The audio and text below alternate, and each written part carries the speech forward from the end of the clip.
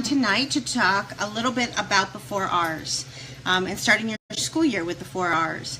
It was a question that was asked of a teacher, and so I'm going to spend a little bit of time on the front end of this responding to that question, how to have that conversation with families about the 4 R's and the emphasis about supporting that whole relationship and community building. Before I get started, however, I am going to, I want to let you know that I am going to hopefully jump on tomorrow so that I can do the next segment of the first 40 days. This actually ties into the first 40 days, but I was hoping to jump on this last week and things were just a little chaotic. So I'm hoping to do that tomorrow and then also start our leadership forum. I'm super excited about our leadership forum. I love talking about leadership, and so we are going to start that, if not tomorrow, sometime this week. So I'm super excited about that. We have a lot of folks who have joined us, so I'm hoping for a pretty great dialogue. Okay, so let's get started with the 4 R's. Now, if you have attended any of our sessions, you know that we talk about in social emotional development, particularly, that the first 6 to 8 weeks should really be about establishing and building a sense of community in the classroom. When you build a sense of community, that means it is an inclusive community where every single person is a significant contributor, that each child has very specific skills and gifts that they offer to the group, and you look at everyone kind of on that even playing field in terms of significance, that each person is missed when they are not there, that we are excited when they show up each day, and that when children are working through how to handle or deal with those big emotions, that we are collectively here to support that particular child. And vice versa. We have a child who's very quiet and very shy and very uncertain, maybe very introverted, or maybe English is a second language, and that collectively as a classroom community, we recognize still what their strengths are and then provide support to them as needed. And so this building a sense of community has to happen from the very first day that children step into your classroom. You are, no matter what your policies at your school, the policies are, what the rules are, what the climate is at your school, no matter what that looks like, you are the person who creates the climate in your classroom. And it takes me a very few minutes. I can go into a classroom within the first 5 minutes. I can tell you whether it's a climate of collective ideal, where we are a community, that we show up each day to be with one another, to support one another, and to celebrate our successes, and to champion each other. I can tell that within 5 minutes of being in the classroom. I can also tell if children have a voice in the classroom. I can tell very quickly if the classroom belongs to the teacher and not the children. And so what I mean by that is very often we become I would say attached to our expectations and our rules, and we become we don't let go of control. We don't let go of control. And keeping things very, very ordered or orderly, and that children don't have the freedom to move about, to make decisions. You know, it's one of those things that I find so ironic. We want children to be good decision makers, but we don't give them opportunities to actually make decisions. We want children to learn how to negotiate and work through conflict, but yet we don't allow for them to engage in the process of conflict in an authentic way where they're the ones who are actually coming up with solutions. We want children to be able to communicate effectively with others, but we limit the amount of time that they actually get to communicate with others. And so it's like we can't expect children to develop these skills when they don't have the opportunity to practice them and to have an adult support them in that journey. And so when I go into classrooms, I very quickly can identify the climate in the classroom. And what that means for me is that, what does it feel like to be in your presence as a classroom teacher? What does it feel like? What do I feel like when I'm in this environment? Do I feel safe? Do I feel like you can trust me as a learner?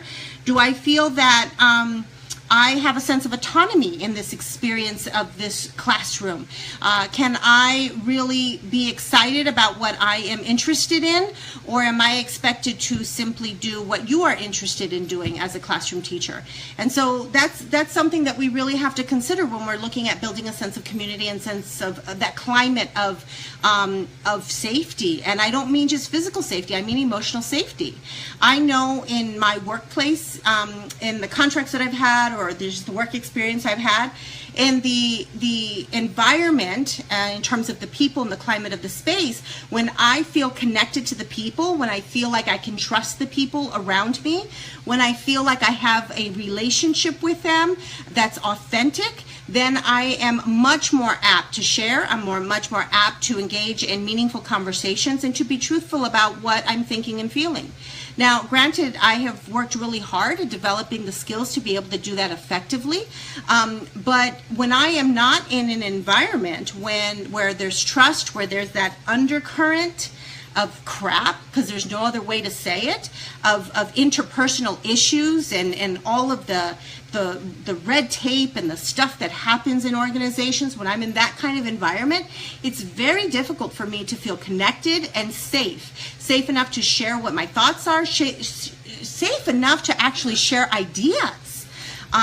With the fear that the idea is going to either be, taken, because that has happened, where I've actually shared PowerPoint slides, and next thing I know, people are using my exact same slides in other places.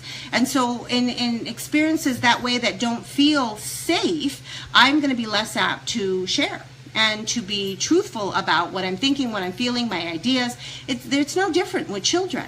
And so that climate is super significant. And you are the one who identify you create the climate for children. Okay, so the next one, or not the next one, but that's just the general sort of building a sense of community. We are all here for one another, and we support each other. So the 4 R's.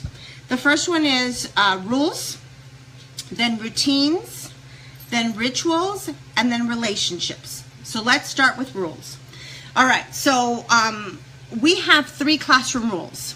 We take care of each other. Well, we take care of ourselves, we take care of each other, we take care of our things. Okay? And the way that I used to do it as a classroom teacher is we take care of ourselves, we take care of each other, and I would actually reach out to the children, so I'm extending my arms out, and the children would do this with me, and we take care of our things. So our things was like this. And we would say that every morning at this school, and we're very clear about saying at this school or at school, as opposed to just making a generalized statement, because we don't know the circumstances of every child's life. We just don't. Even if you think you do, you really, there are many cases where you really don't. And so we make very clear that at school, this is a safe place. And you have to make it a safe place. So you can't say something is safe, and yet children get, they get threatened to someone's going to call their mom, or they get threatened that they're going to get a clip down, or that, when we go, Joshua, I'm waiting on you. When we do that inside of the group, that's not a safe environment. That's not a safe place. You always have to think about it from an adult perspective. If I was an administrator of a group of teachers, and you were in that group, and I don't know, let's say your name is Amanda, and I said, Amanda, we're waiting on you, and we're going to sit here and wait until you are ready. That's completely disrespectful. And the fact that we do it with children and we think that it's an okay thing to do is a real issue. And so that's not a safe environment for children when we use those kind of strategies.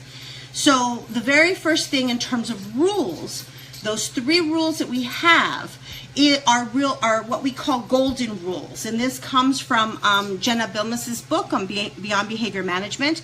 It's one of the things we did in my last school. It's like these are the golden rules. And that rules that you establish in your classroom should be about life rules, that they help children maneuver outside of the classroom. So I often talk about the classroom being a microcosm of our society. So you're teaching them how to be in our classroom group, but helping them learn how to take those necessary skills that they will need in our community and in our society. And so this idea of we take care of ourselves is very valid outside in our world. We take care of each other, also very valid. And that we take care of our things as we take care of our community, we take care of our neighborhoods, we take care of things outside of ourselves. And so those are very important things to us in terms of supporting that understanding.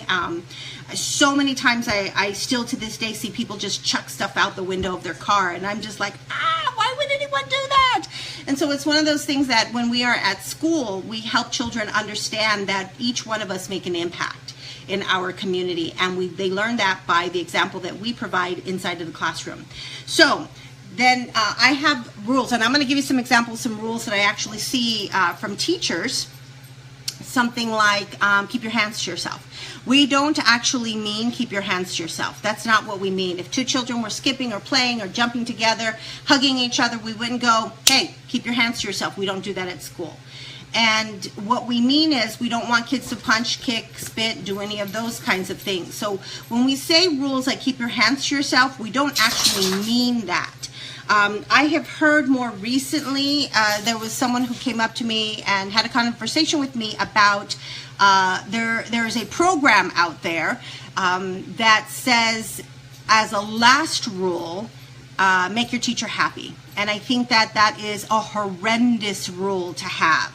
Unfortunately, that message, I think, is a very inappropriate message to give to a child, and for a couple reasons. First off, I'm it's sad to say this, but sometimes there are adults that don't do good things to children, and the idea that children need to just passively please someone else is completely unacceptable. The second thing is that it is never the responsibility of the children for them to make teachers or adults feel anything. We are responsible as adults to manage our own emotions. And if we want children to know what to do with their big emotions, then we better know how to do it ourselves. So when we say to children, you all made me so upset, or you all made me whatever in terms of an emotion, that's you giving your power away to children. And so children need to have a teacher who has a strong pillar of strength, which means that I'm able to manage my own experiences and I can choose how I'm going to feel in any given moment. And so that's a real important thing when we are helping children learn those rules in our classroom.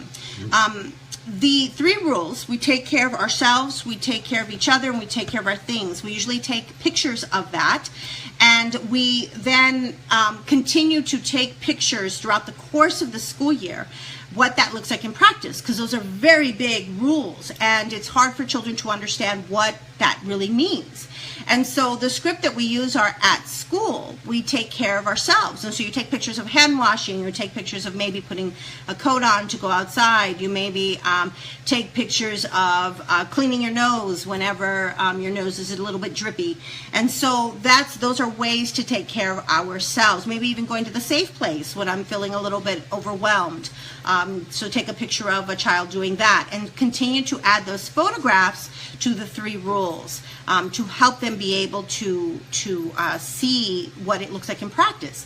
Now, one of the most effective things to do with a child who really needs to see himself in a different light. So if you have a child who has a difficult time working with other children, and usually they're often very intelligent kiddos, but they have a very difficult time being able to manage their big emotions, be able to ask another child for what they need to express what they're thinking. And so we want to help children see themselves in a different way. Oftentimes children who come to school will see themselves, especially if they're a little bit challenging, as the bad kid already, or I'm that kid. And so you want to help him see himself in a different light. So take pictures of that particular child doing something that is, or working collaboratively with someone. So you want to take photographs of that so he can see himself differently. It's a very effective way because we see in pictures, and so if he already has an image of himself being a not good kid, You want to help him be able to see himself as a contributor to the classroom, someone who works effectively with others, and so pictures are very powerful in doing that. All right, so you want to live the rules in the classroom, and I would start from the very first day to talk about what the rules are, and then again I always use the top part of that sentence to say at school we. Okay, so and why I start with rules is because you have to be very clear about your rules and expectations. That is not to say, and this is a really important strategy, a suggestion. One of the things that I used to do in trainings a little while back is I used to have teachers write down all of their classroom rules. What are the things that are the explicit classroom rules, and what are the things you just have these rules that you spring on children kind of in the midst of the day but aren't really like written anywhere. And so oftentimes some of these stem from our own pet peeves or our own irritations, the things that annoy us. Okay, so I want you to write down all the things that annoy you or that become your rules, or that you kind of say, and I'm going to give you an example that I see oftentimes where children are allowed to take things into different areas of the room. Now, I get that paintbrushes shouldn't go into maybe the block area or the sociodramatic play area. Paintbrushes should probably stay at a table or in an easel where they're able to be used effectively or appropriately. But the fact that, we've got kids who have baby dolls in the sociodramatic play area and they want to build a house in the block area for them, there should be nothing wrong with that. And for whatever reason, we have all of these rules that we've established in our classroom, but why? That's always my question, is why? Is it an issue of safety? Is it an issue of concern? Or am I just annoyed? So if I'm just annoyed, then you need to check yourself. Then you need to figure out, okay, why am I bothered by the noise? Or is the noise level too high, and is that affecting others? Is that why I'm concerned about it? Am I annoyed by children who get up? I had a conversation with a teacher recently that she said to me, I really don't like when children are walking around. And we also have another teacher who said, I'm bothered by children talking, so I have them whisper all day long. And I'm like, in kindergarten, first off, they need to be walking around most of the day because they need oxygen to the brain. And that's not just kindergarten, that's all learners need to be moving in order to get oxygen to the brain to optimize their learning. But also, if you want to develop those literacy skills, and everyone is like saying we need kids to read by 3rd grade, then they better be talking. They better be I didn't have that shirt on today. They need to be talking, and not you talking to them or just them talking to you, but with one another. And so if that annoys you, then you have to check yourself and figure out, why am I annoyed by that? And so you have to work through that experience, because what children need is to actively engage, and they need to talk. One of the big things, I had a conversation with an awesome principal. We were talking about lines, and I'm not a fan of lines, walking in lines, getting in line, that kind of thing. I think, how many places do we actually walk in line? Now, we stand in line. We stand in line for approximately 3 years of our life, believe it or not. We stand in lines, but we don't walk in line, particularly in social experiences. So granted, we walk, that's not even true. We don't stand like this kind of line. Like when we're at the fair, or we go places like amusement parks. Usually we're with our family or with friends, and we're standing next to them, standing in a line. Very infrequently, even if you're standing to get food, we don't stand behind one another. We stand in lines grouped together. And so this idea of lines just makes me want to scream sometimes, because we are so connected to the idea that children have to walk in a particular way, and the fact that they have to be quiet. And I think if we can just teach children what it means to just be respectful and responsive to what's happening as they're walking down the hallway, and the truth of it is, 2nd grade shouldn't be completely silent. 1st grade shouldn't be completely silent. 4th grade shouldn't be completely silent. There should be so much buzz happening in classrooms that they're so excited about learning and building and constructing and figuring things out that they don't even care what's happening down the hallway. They don't care that a group of children are walking by, because they're so engaged. 99% of the time, when children become distracted by something that's happening in the hallway, it's because it's more exciting than what's happening in front of them. And so we really have to have these types of conversations about why we've established the rules that we have. But in your classroom, in your specific classroom, you can determine which ones are significant. And the way that we try to look at rules is that they're foundational life understandings. These are the things that are going to help you as you continue to progress in your educational career and in your life. And so we have to get rid of all these little kind of minuscule rules about, eyes on me, keep your hands to yourself, sit crisscross applesauce. Please stop having kids sit crisscross applesauce. Please, especially boys. That's not a comfortable position for many boys, not all, but many boys, it's not a comfortable position. So please just let them sit in a way that's comfortable to them without the expectation of sitting for long periods of time with their legs crossed. If you look closely, oftentimes children will end up with their knees underneath, bent back, or they'll have their legs spread out.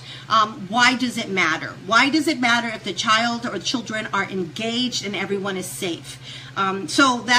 So part of how we take care of each other is that we need to make sure that I am safe, my body is safe, so that others are safe. And that's the conversation that we have, is about safety and ensuring that we are checking ourselves and that we can make sure that everybody else is also safe. And so those are the rules. The next one I'm going to go to is routines. So your routines are the ways that you get through the day. So a routine is maybe when we come in, we put our backpacks on the hook and we sign in. Or we move our name from not at school to at school. Or we go wash our hands and then we go over to sit, or we get our clipboard to write our names right before a circle or a gathering, our morning gathering. Okay, so that is a routine. Now your routines, I know there are a lot of schools who have procedures. So we do this, then we do this, then we do this. And procedures in terms of pictures are really effective, but you don't want it to be overkill. So, because I've seen it done in overkill, where when you do it where it's overkill, children start to ignore it. Back in the day in 0 to 5 world, we used to label everything. So, I mean, literally label everything. Window, window, window, chair, chair, chair, chair, table, table, table, table. And what ended up happening at that point is children just started to ignore it because it was just too much. It was too much and it wasn't meaningful to them. So we figured out that we had to really determine which things should we label and which are important. And so that shifted how we approach this whole idea of environmental print and labeling things and that whole thing. And so we have to really think about if you are a school who does all of those procedures, you want to make sure that it's very thoughtful and that it's helpful to children. So a good helpful one is how to wash their hands. There are rules about hand washing. There are rules about hand washing. Did you know that? Believe me, there are rules about hand washing. You wet your hands first. This is a big deal, and it was a conversation that we had with governmental people about this process. So first you wet your hands, then you take soap, and it should be warm water. Not everybody has control over that, but warm water. Then you take some soap and you lather for 20 seconds. And 20 seconds is you can sing Happy Birthday. You can sing, any of those songs that sound like Happy Birthday. And so you sing those, or ABCs is another one. So you sing that song and then you rinse your hands off. You take the paper towel, you dry your hands, and with the paper towel you turn the water off. That's the proper way to wash your hands. Most of the time, first off, no one teaches children how to wash hands. Second, it's a very, very quick process because you've got 27 children in the classroom and nobody's, watching any kid on terms of hand washing. And then I would say most of the time, folks do not only not lather for 20 seconds, but also very infrequently use the paper towel to actually turn the water off. And so that procedure would be a good idea to have the pictures actually by the sink. Okay, and so that's the proper way to wash hands. That's included, especially after going to the restroom. And if you want illness to go down and that you don't want to get sick, the hand washing is the number one way to keep illness out of your classroom. It's not, of course, there's going to be illness, but the way that we spread it is mostly through our hands. And so so procedures are part of your routines. They are part of the routines of the day. And so those routines are what you're teaching. All of this that I'm talking about here is the first 6 to 8 weeks of school. You actually have to explicitly teach the routines. First we do this, then we do this. So first we sign in, then we go to the carpet. Once we go to the carpet, then whatever your routine might be, after you get done with the carpet. So then we put our sit-upons away, and then we go over to our maybe writer's workshop or our ELA block or whatever it is that you do. That's part of your routine. And teachers, if you've been teaching for a little while, you're very clear about your routines. Again, I want you to just think about, why do you have the routines that you have? So be very kind of conscientious about the decisions that you make. Sometimes we do things just because we've always done them, but we have to think about how they support social and emotional development. The third one, and the one that is very tricky for a lot of people, is rituals. Rituals are the things that we do. Sometimes they look like routines, but that they touch and engage the heart. So rituals are the things that we do to help children feel connected to me as a classroom teacher and to one another. And so a ritual is a greeter at the door. So there's a greeter at the door, and usually in the first few weeks it's me as the greeter. So I greet a child by their name, not honey, not sweetie, not cutie, not any of those things, by their name. So I'm going to greet them by their name, and I am going to offer a handshake, high five, smile, or a hug. And I'm going to put a smock on that actually has those pictures on them so children can choose which one they want. A handshake, high five, smile, or a hug. Now, at the beginning of the school year, I may not put a hug on there. More than likely I wouldn't, because the child doesn't know me just yet. And so I want the child to, once they start to know me and establish a relationship with me, then a hug is appropriate. A hug is not appropriate when children don't know you. That whole idea, and this is a parenting issue too, where we hug people in our family who we don't know very well, we see infrequently, that doesn't that doesn't help children honor those feelings that they have, whether they're comfortable or not comfortable with hugging people that they are unfamiliar with. And that's actually a very appropriate thing. And so at the beginning of the school year, I may just do a handshake, high five, or a smile, and that's a ritual. Now, as 2 or 3 weeks go by, I'm going to add the hug to it, because some children, will begin, because I work very I'm very, very dedicated to establishing a relationship with each and every child. I want to know the story of each and every child in the classroom. And so that's a ritual. A ritual in our morning meeting time is to recognize who's not here today. And so the way that I did it as a classroom teacher is I had sit-upons out. And sit-upons are simply these that we used a 12 by 12 kind of a scrapbook paper, and children drew whatever they wanted, and then we just put contact paper on it, and that's where we placed where children sat at circle time. The very nice thing about that is I could move as I needed. I tried to keep it very consistent, but there were some days that some children just needed to be closer to me. And I'm a floor sitter, so I sit on the floor closest to children so that I can pull a child in as, if he's having a difficult moment or just needs some extra connection. Because remember that the misbehavior is actually an unmet need. And 90% of the time, 99% of the time, when children are misbehaving, that's a need for connection. And so that's what I try to do, especially when we're at a large group and I'm trying to engage the whole group and the child's a little just off kilter. And so I will often have that child kind of sit with me so that I can pull them in. So the thing about the rituals at circle time, so a routine or ritual, is to recognize who's not here today.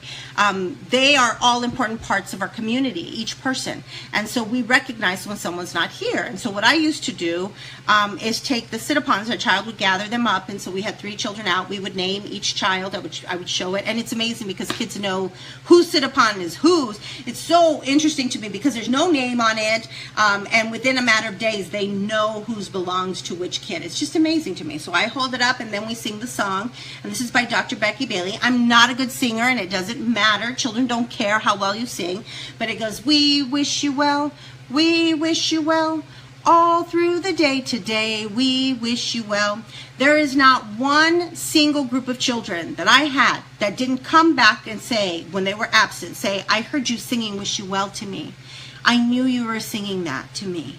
And so that helps children know that they are an important part of the community and that we are sad. We miss them when they're gone. And then we have a child do a wish you well card. And so there's a job for a child every day, and it could be one or two children, to just have, and I just get those. I used to use index cards, any kind of scratch sheet of paper. If you're a member at Treasures for Teachers, they have those dentist we miss you cards that just reminders to make an appointment. So I would just put those in a basket with maybe a stamp, a heart stamp, and then as you know, some markers or pencils or whatever, and even some of the words. We miss you.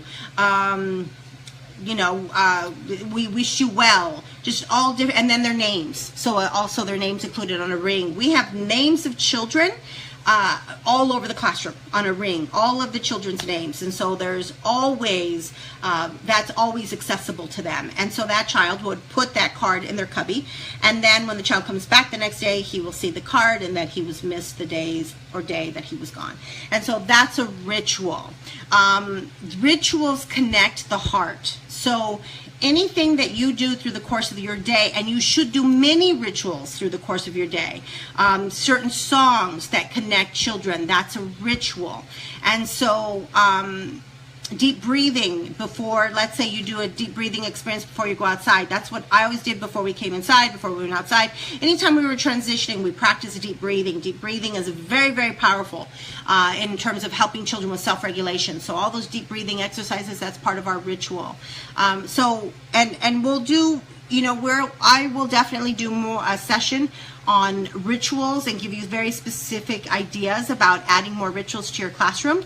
Dr. Becky Bailey actually has a book on I Love You rituals, and you can look them up on YouTube as well. These are these great experiences where children sing together and they do lots of like hand movements and gestures where there's connection. And connection is a significant part of building and establishing relationships with one another.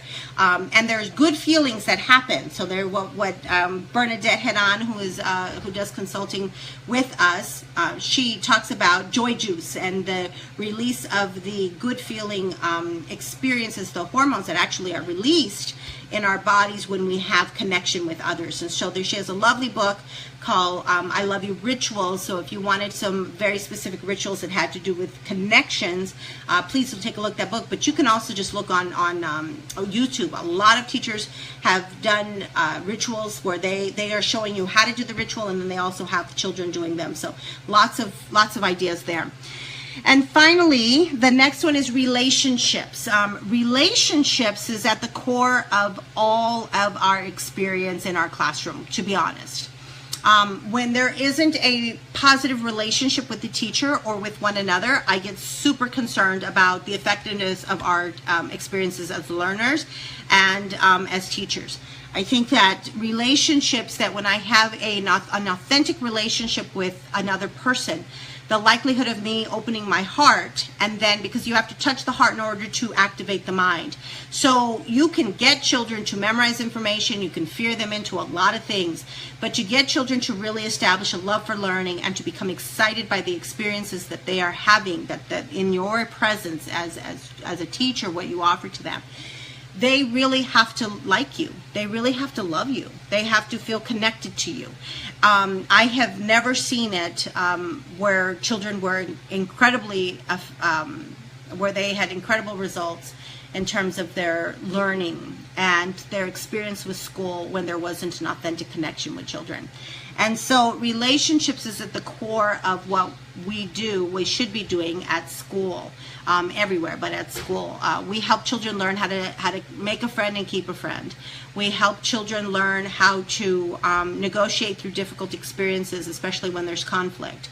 And so that relationship piece is a really important part that we have to spend time establishing at the beginning of the school year.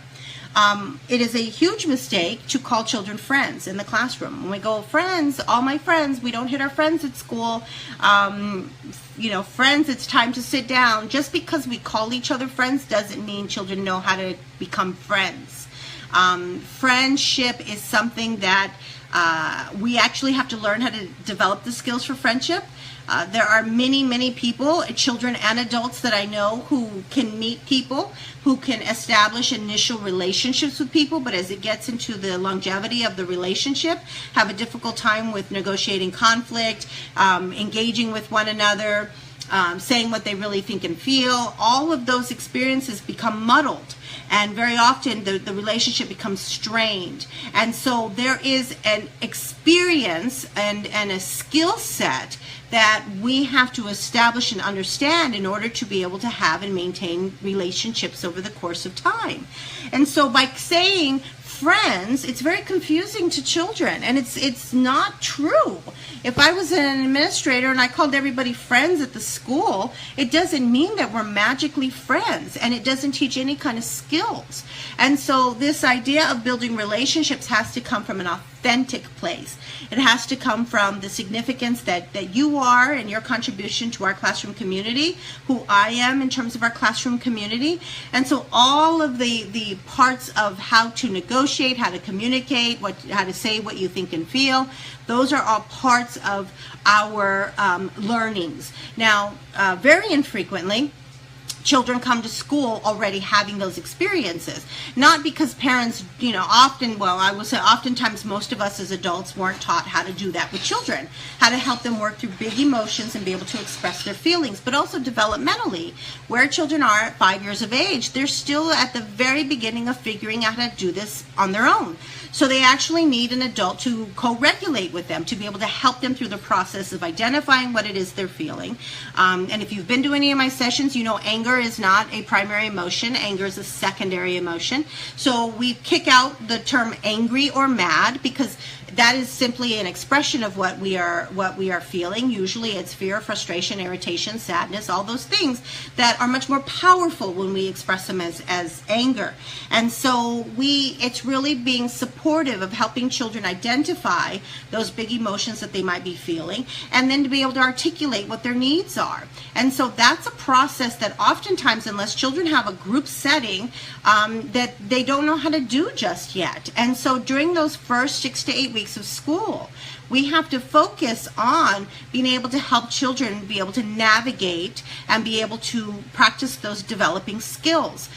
One of the biggest mistakes made across all schools, and I would say at all grade levels, is that we make the expectation that children can do this already, that children can know what they're feeling, know what to say, know how to handle a resolution, know how to share, and they shouldn't even be sharing in kindergarten.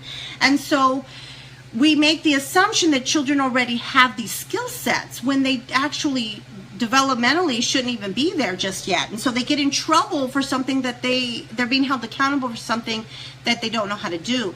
A very good example is my daughter. My daughter, when I was a trainer, I used to train nationally, and she would fly with me, and she would be in classrooms with me across the nation. I worked a lot in California, in the Ventura County area, and so I would take my daughter with me, and so she was exposed to preschool children all of the time. She saw me work with the most difficult kiddos.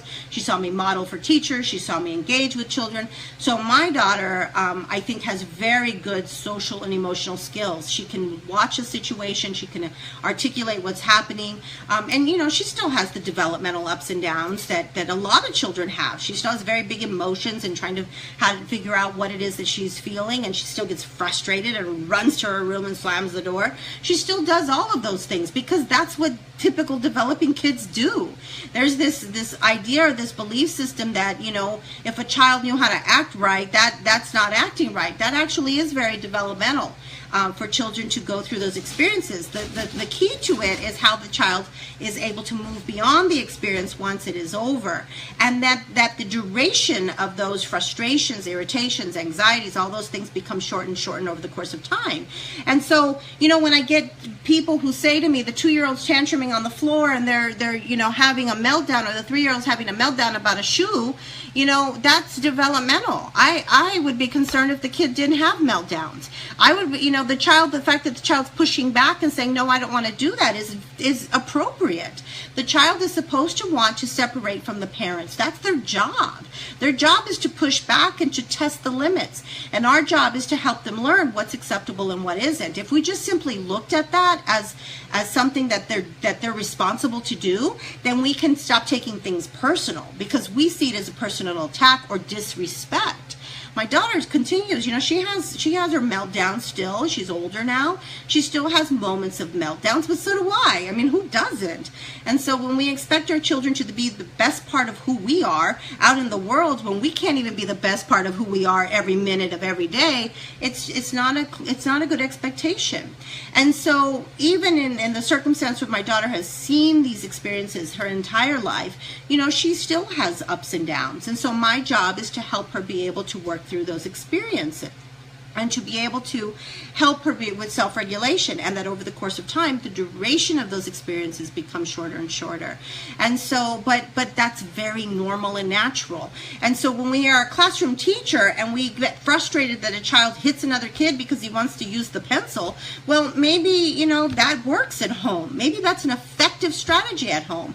Maybe there's only one child, and as an only child, if he needed a pencil, he just gets the pencil. Maybe there are 2 and 3 children, and he's the baby of the 2 and 3 children, and if he reached out for the pencil, the rule at the house is that the baby wants it. And I've seen this happen, especially in very large families. When the baby wants it, you let the baby have it. And so there are some things that children learn how to, they are literate in their social emotional experience based on their life experiences. And so when they come to school not having the skill set to work effectively, to communicate, to wait until it's their turn, which is part of self-regulation, that's not a deficit. That is simply where they are in the continuum of development. So all of these experiences, helping establish routines, the rules, the routines, the rituals, and the relationships, are all for one very important purpose. It's to build community and connection.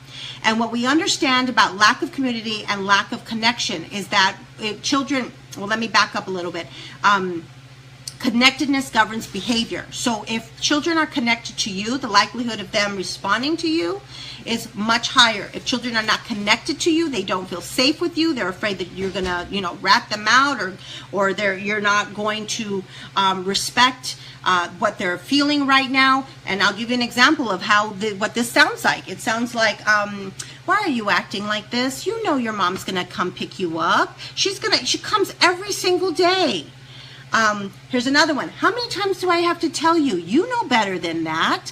All of these ways that we have often approached children in our conversation with them when they are in that moment of feeling overwhelmed or frustrated or irritated is not helpful to them in developing the skills that they need to be able to know what to do differently next time. And so this experience in the first 6 to 8 weeks is about building connection and helping them from a respectful place understand those big emotions and then be able to help work them through that. Now, the way that you explain that to parents is exactly what I just said to you. We are trying to help children feel a sense of connection and a sense of belonging. We recognize that there's a direct correlation between social and emotional development and academic success. And I have said, and I hear from teachers all the time, that administrators from the very first day want the emphasis to be on what we call academic learning, when in fact, and I'm not saying we're not doing things that are significant to children. We're still doing a morning message. You should still be reading books with children. You should still be engaging in meaningful writing, because you're trying to get a baseline. You're trying to get an understanding of what children are coming to you with. They should have opportunities with Play-Doh. They should be starting to recognize their names and the names of others in their classroom. You are doing all of those types of rich experiences, but you are not, you should not avoid or completely do that without having opportunities for children to develop these routines and rituals and relationships and have experiences where they feel connected to each other. If you don't do this on the front end of the school year, the first 6 to 8 weeks, again, mixed in with lots of opportunities for engaged learning, then you're going to continue to have some concerns and some problems throughout the rest of the course of the entire school year. That's just what happens, because if children don't feel connected, then they're not going to feel connected to the group, the experience, or the work that's that as an opportunity for learning. But I will say, though, I just said that, and as I said it, I was like, because when teachers say to me, he doesn't stay on task, he doesn't follow through with what he's asked to do, or he doesn't want to do the assignment. And my question is always, is the assignment worth doing? Is the task worth doing? And what I mean by that is the child engaged and excited about the experience? Because if the child isn't engaged or excited about the experience, then that's not the child's fault, that's our fault as adults. And I know that we have things that we have to do in life. I get that. There are things that I don't like to do in terms of my work, but I have to tell you that I am very self-assured and know who I am in this world, and I have left jobs and positions because I didn't align philosophically with what was presented to me. And so there is only so much that I'm willing to give that I don't really enjoy doing, but maybe part of the logistics of something that I must, complete and submit maybe on a monthly basis. It's not going to kill me. It's not that I hate it. But the truth of it is, if I had more of that and less of what I was inspired by, then I'm going to leave, or I'm not going to accept that contract. I have told many people who have wanted to hire me. I had one administrator in particular. He was giving me a conversation about teachers who were letting children stay outside longer than they were supposed to. And I said, well, what does that mean? Tell me more about that. Help me understand. He said, well, they're only allotted to go outside for 10 minutes at a time in the morning, and then they had their lunch recess, and then that was it. And teachers were allowing for children to stay outside for 15, 20, 30 minutes at a time, and that wasn't acceptable. And he wanted to hire me over the course of the year to help build a culture and a climate in the school. And I said to him, you know what, I can't take this contract. I said, you and I have some very different philosophical beliefs about what children need. And I believe the research says, it's not just what I believe, the research shows children need to be actively engaged and have the opportunity to play outside. I mean, that whole body physical movement, they need that. And I would say children need to be outside at least 40 minutes at a time, if not longer than that. So this idea that that children should be required to do the things that they hate to do. Well, yeah, there are moments of that, but we should also make sure that there are more experiences where children are so excited about being there that they love to discover, explore, create, and capture their learning, that it doesn't become a struggle. And that's often where we see the children act out, is because they're not super engaged. When I plan for my kids, when I did my lesson planning process, particularly during that block of time that we're saying children need to have that child-initiated, teacher-supported block of time, that I plan for those kids. I plan for my most challenging kids. What's going to engage them, what's going to excite them, what's going to make them the content expert in this particular area. And so it's planning for them that gets them engaged, and children will change their mind about them, because sometimes kids will be like, I don't want to play with him. He hits or he pushes, and not intentionally. He just does that sometimes because he's still learning self-regulation skills. And so when they become content experts, children see them as a gift as opposed to, a pain. And so that really helps build a sense of community. All right, so those are the 4 R's that we start off the beginning of the school year, but you continue to do all throughout the entire school year. So it doesn't end the first 6 to 8 weeks, but you have to make an intentional decision to create opportunities for children to engage in rich and meaningful ways. All right, so I've done that. So hopefully that is helpful. The teachers have requested that information. I may have some overlap when I talk about the first 40 days. I'll try not to kind of refer you back to this video. But do you have any questions for me? Since I've got 3 people on right now, if you have any questions for me.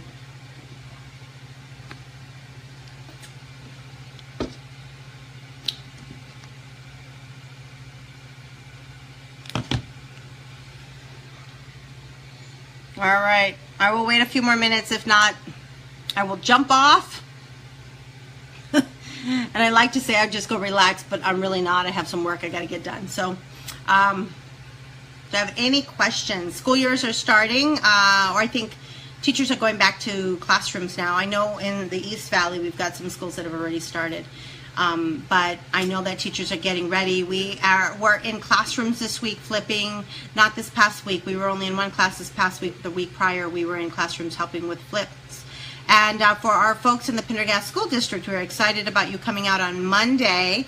We have 3 different sessions scheduled, and we are excited to share with you the model classroom. We're going to take you through a tour in that and do some experiences in there. We have an incredible opportunity in our work with Dr. Walter Drew, who is an awesome educator who does extensive work around block play. And so we're going to do some experiences around that in one of the sessions. And then in another session, you'll be with Veronica in the classroom doing a tour of the classroom and a guided tour, and then kind of some opportunities to take some photographs. But then you're also with me going to do we're going to do some experiences. We set up we're going to set up probably about 8 or so provocations. And so we're going to show you what provocations are and how to intentionally design experiences for your classroom. And we're going to have you engage in those opportunities for learning. So we are excited that the entire district, or not the district, everybody, but kindergarten teachers are coming out to our program. So we are excited about that. How do you feel about reward system in the classroom? Alicia, have you been to any of our trainings on social emotional development?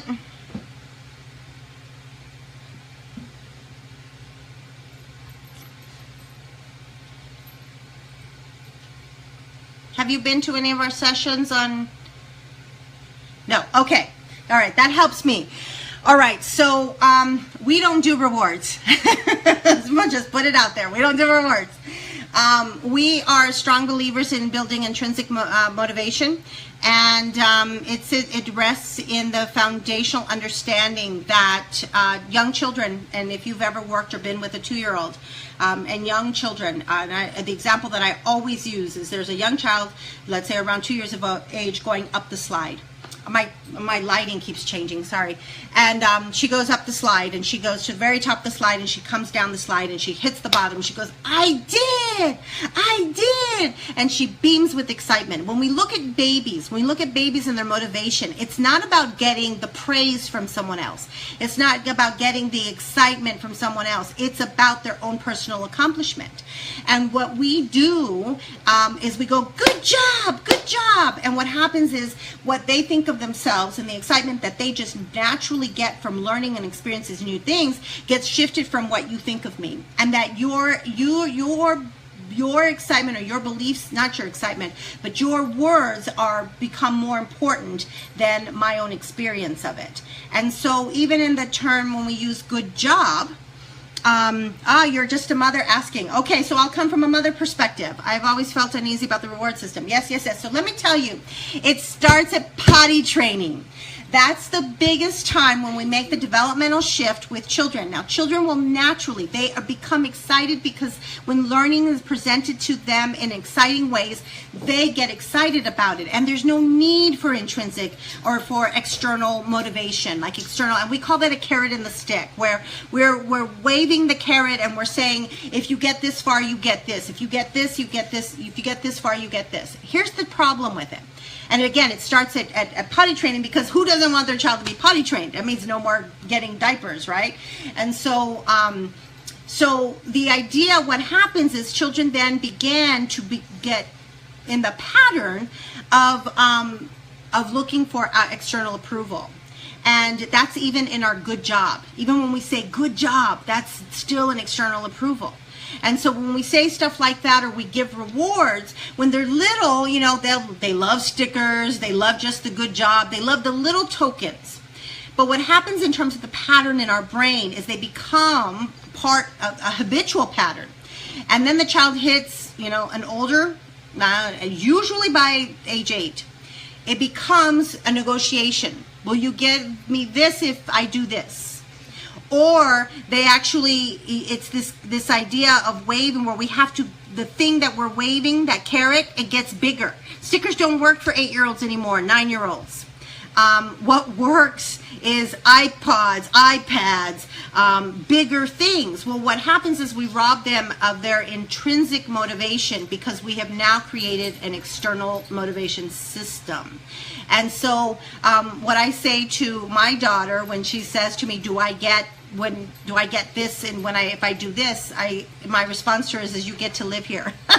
You get to live here. That's your reward. That in our home life, there are things that you are responsible to do, and we don't give rewards for the things that you are simply responsible to do. Now, that doesn't mean that I don't celebrate the successes with her, but we don't go, hey, good job. We go, whoa, you did it.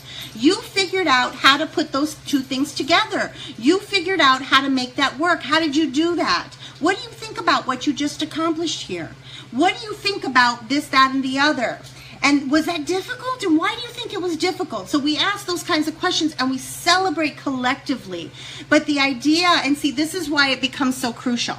It's not just the external motivation and what happens in terms of the developmental progression, but when they're little, you're the one they care about. You're the one that they care about what you think of them. But when they hit that middle school, guess who becomes important? It's the kids, it's their peers. And so then what happens is we get kiddos who go, well, Jessica doesn't like my shoes. And the fact that Jessica doesn't like my shoes or my hair or my this or my that becomes this humongous deal. Now, developmentally, they're supposed to they're supposed to see their friends as an important part of their world. That's part of them detaching from the parental sort of experience. That's normal. That's a normal part of growing up. But the fact that, the kid can go, Jessica doesn't like my shoes. Oh, well, Jessica doesn't like my shoes. I like my shoes. That's what we hope that children have. But oftentimes, because we've established this experience that they are seeking outside approval, that then when that happens in middle school, it's devastating to them. And so, but that's a pattern we create. That's not a pattern that they magically develop. We help create that. Okay. All right, so hopefully that helps you. But I don't like, there's no need. And I will tell you, you don't know my story because of you haven't been to any of our sessions. But my story is I come from cycles of abuse as a child, generational cycles of abuse, worked with the most at-risk population of kiddos. I mean, like really tough situations. And I've never used a reward system. I have never put kids in timeout. I have never threatened them in order for them to behave. I've never done any of those things. And I've been in my field for this is going on my 27th year. And so when parents or teachers say to me, that's the only way to get them to do things, I say, then you have to work on your connection with children. That's what you have to do, because when you are truly connected and you can see them as you look at how to support their developmental progression of understanding the intrinsic desire and the motivation to discover and to be excited about who they are and what it is that they're learning, that experience in itself helps develop those skills for them as they continue to grow in terms of that intrinsic motivation. It all comes through connection, and it often needs not always, but often needs an adult to be able to say to them, look what you did, look what you accomplished. Yesterday you struggled with this. You were crying, you were so upset because you couldn't figure out how to do this. Look, you tried and you tried and you figured out what the next step was, and you did it. You did that. Look what you can accomplish. That what I'm trying to do is develop a positive self-talk, and that when the child leaves me, now as a parent, obviously your kiddo's going to be with you for a very long time, but when the kid leaves you, and I'm just going to say this because this is the truth of it, there are kids who get teachers that the teachers don't like them. And those were my kids. My kids were hard kids when I was a classroom teacher. And sometimes my kids who didn't get to bathe but once a week, who were boogers were always running down their face, who had a very hard time with self-regulation, that they were not liked by their teachers. And so I needed my kids to be able to say, you know what, you might not like what I'm doing, but I feel pretty damn good about myself. I needed my kids to be able to have that within them, because the truth of it, with the kids that I've worked with, not even their parents were saying, look, we are so excited about who you are. We are so excited about what you have contributed to our family. Thank you. Thank you for doing that. They don't have anyone in their world to do that. So I needed them to be able to do that for themselves. That in the quiet of their own space and in the silence of their own experience, that they can say, you know what, I'm pretty damn good. I'm pretty damn good, and I'm an okay person, and you know what? I'm good enough. And I needed my kids to be able to do that regardless of their circumstance and the people in their life. But when we flip it, when we motivate from the outside, they lose that sense of self. And then they're constantly looking for when they become what we call praise junkies. We get kiddos who are constantly and become adults who constantly need, am I good? Am I okay? Am I enough? Am I enough? Am I worthy of love? And so but we establish those patterns from the time that they're little. And so, okay, so here we go. How do you feel? Josie says, how do you feel about switching classes for 30 minutes a day for RTI in kindergarten? No, not a good idea. Not a good idea.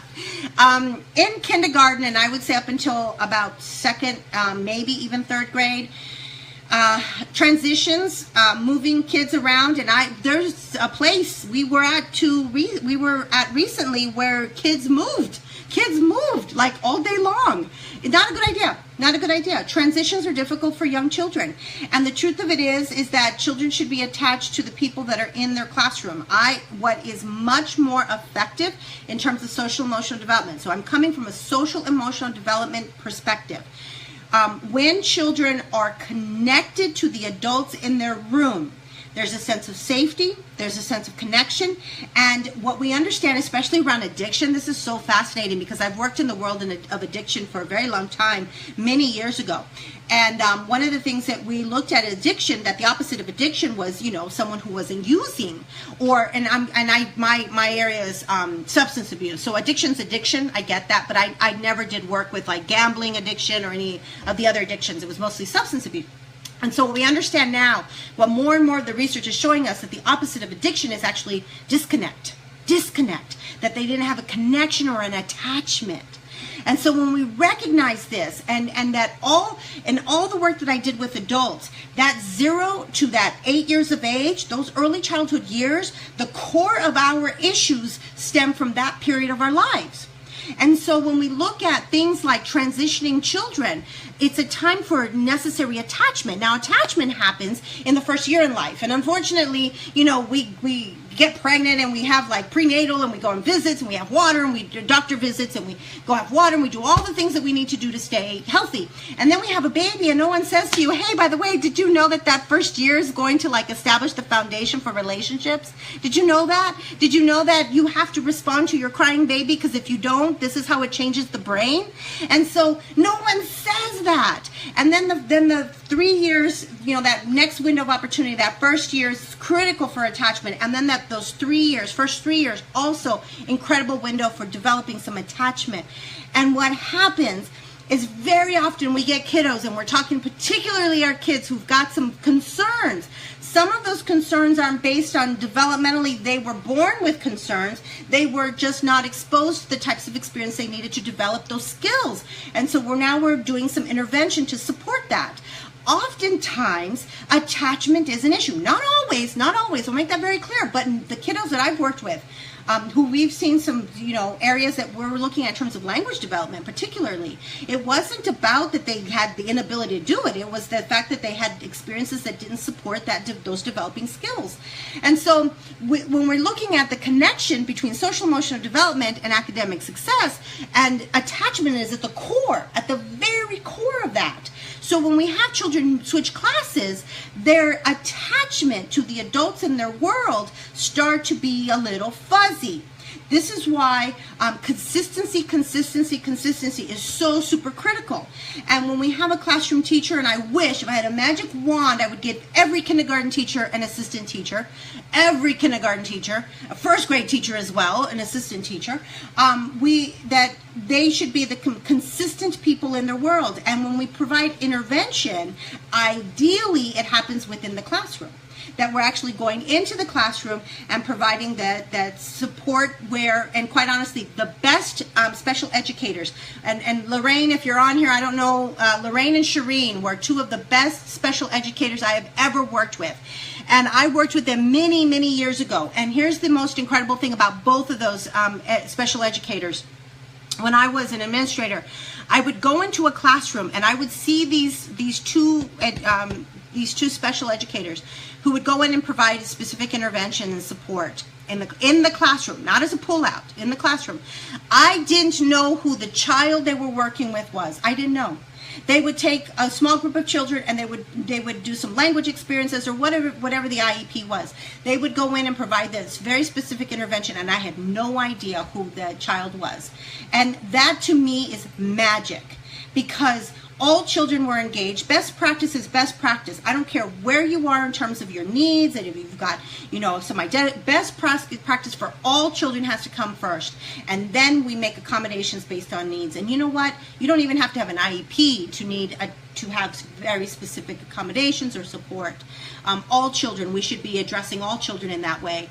But that was magical to me, was to see these two special educators that they taught me early on. This was a long time ago, early on, that this is what it should look like when we're providing intervention, when we're providing very specialized support to children. So I don't like, in any kind of transition, I don't want to use the word threaten, but it definitely doesn't support children in terms of building that sense of attachment and safety at the school and connection.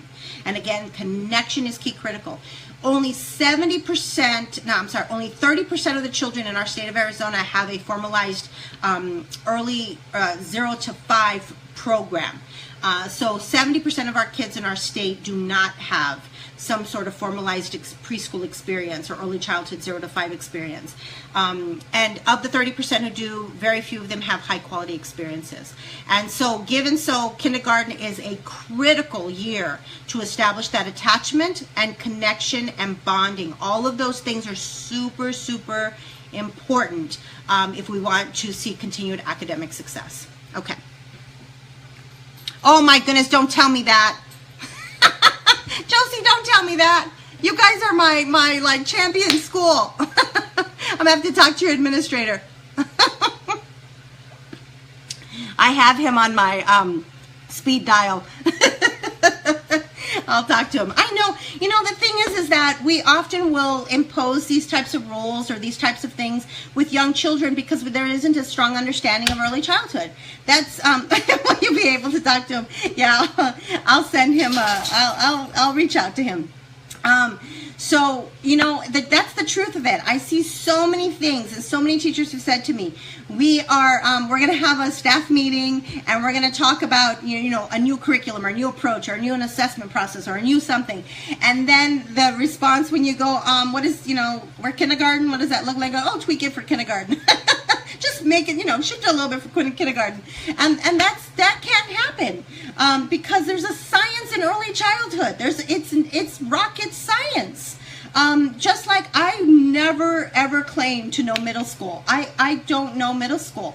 I know the foundations of human beings, so I know how to do adults really well. I know the foundations of leadership. I know how to support adult world, and I know little kids. But that whole that whole spectrum in the middle, I don't claim to be an expert of. And so not being an expert of that is the same sort of experience of a lot of the administrators and teachers who are middle school teachers or high school teachers.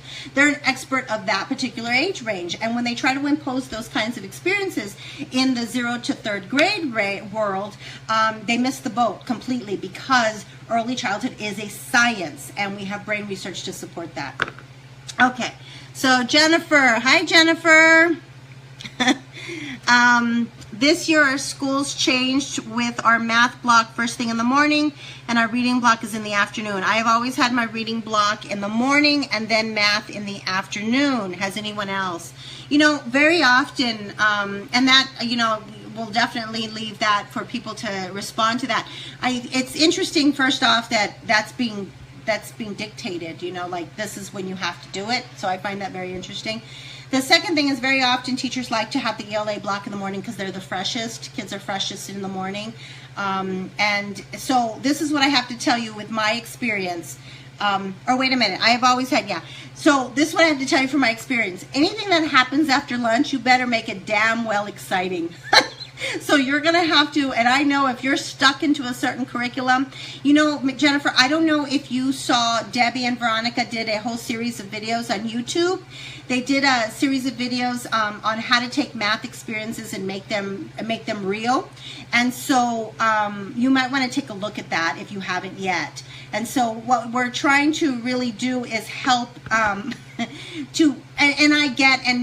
sometimes there's no flexibility. Like your administrators, like you must adhere to this script, okay? And we are moving. I will tell you that more and more school districts are opening up, and more opportunities are happening in terms of I think administrators talking to one another about this whole 21st century skills and helping children develop projects and the significance of this deep critical thinking.